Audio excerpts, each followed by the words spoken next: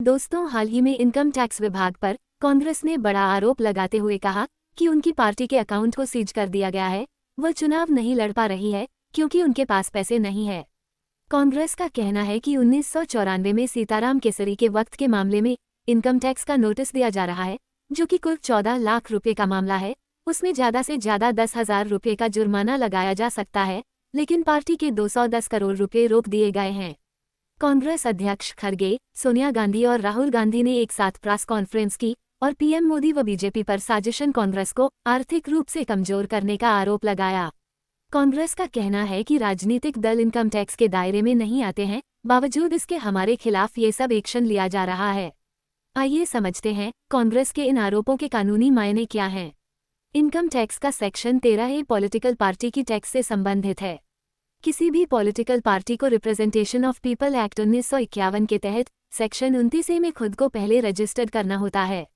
इसके बाद election commission उसे दूसरों से डोनेशन लेने का अधिकार देती है। पार्टी को मिलने वाला डोनेशन वॉलंटरी कंट्रीब्यूशन होना चाहिए, जो कि किसी भी पॉलिटिकल पार्टी या कंपनी से लिया जा सकता है। हालांकि पॉलिटिकल पार्टी किसी भी फॉरेन सोर्स से कुछ पैसा नहीं ले सकती। इंडिया में पॉलिटिकल पार्टियां इलेक्शन कमीशन में रिप्रेजेंटेशन ऑफ पीपल एक्ट के अंडर रजिस्टर्ड है। चलिए तो जानते हैं कि क्या सच में पॉलिटिकल पार्टियों को देना पड़ता है। पॉलिटिकल पार्टियां कोई बिजनेस या कमर्शियल एक्टिविटी नहीं कर सकती, ना ही कोई प्रॉफिट कमा सकती हैं। इसलिए पॉलिटिकल पार्टी को जब कोई इनकम नहीं होती तो उस पर कोई टैक्स भी एप्लीकेबल नहीं होता। जिस उद्देश्य के लिए पॉलिटिकल पार्टी ने डोनेशन लिया है, इसे उसमें खर्च करना होता है। इसी कंडीशन के आधार पर पॉलिटिकल पार्टी को इनकम टैक्स नहीं देना पड़ता है। इस पैसे से पॉलिटिकल पार्टी अपने लिए प्रॉपर्टी खरीद सकती है, बैंक में डिपॉजिट करा सकती है और वहां से वो कुछ इनकम जरूर कर सकती है। इसके अलावा पॉलिटिकल पार्टी मेंबरशिप फीस के नाम पर कुछ कूपन सेल करके भी अपनी इनकम जनरेट कर सकती है। इनकम टैक्स का सेक्शन 13A पॉलिटिकल पार्टी की इनकम पर 100% छूट देता है।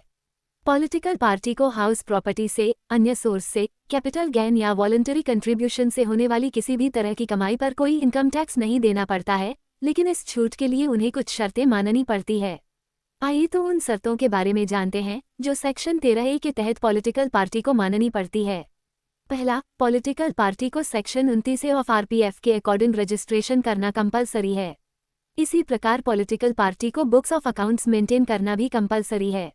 हालांकि बुक्स ऑफ अकाउंट्स को मेंटेन करने का मतलब यहाँ पर है कि उन्हें सभी तरह की बुक्स ऑफ अकाउंट मेंटेन नहीं करनी होती। उन्हें सिर्फ जितनी उनके पास रिसिप्ट होती है, पेमेंट होती है, उन्हीं का रिकॉर्ड रखना कंपलसरी होता है, जो कि सेक्शन 44A के अंतर्गत आता है, ताकि वह अधिकारी के सामने अपने रिकॉर्ड पेश कर सकें। दूसरा, इसके अलावा जितने भी डोनेशन उनके पास आता है, उसमें 20,000 से ज़्यादा अमाउंट देने वाले का नाम और एड्रेस भी मेंशन करना होगा। इसके अलावा चार्टर्ड अकाउंटेंट से अपनी बुक्स ऑफ अकाउंट्स ऑडिट भी करनी होगी। 2,000 से ज़्यादा का कोई भी चंदा कोई भी पॉलिटिकल पार्टी नकद नहीं ले सकती। तीसरा, इसी प्रकार पार्टी के ट्रेजर को इलेक्शन कमीशन और इनकम टैक्स डिपार्टमेंट को एक रिपोर्ट पेश करनी होती है, जिसमें उसे 20,000 से ऊपर मिले चंदे के बारे में बताना होता है। अगर वह इस रिपोर्ट को पेश नहीं करती है तो उनको 13A में मिलने वाली छूट नहीं मिलेगी और पॉलिटिकल पार्टी को टैक्स देना पड़ता है।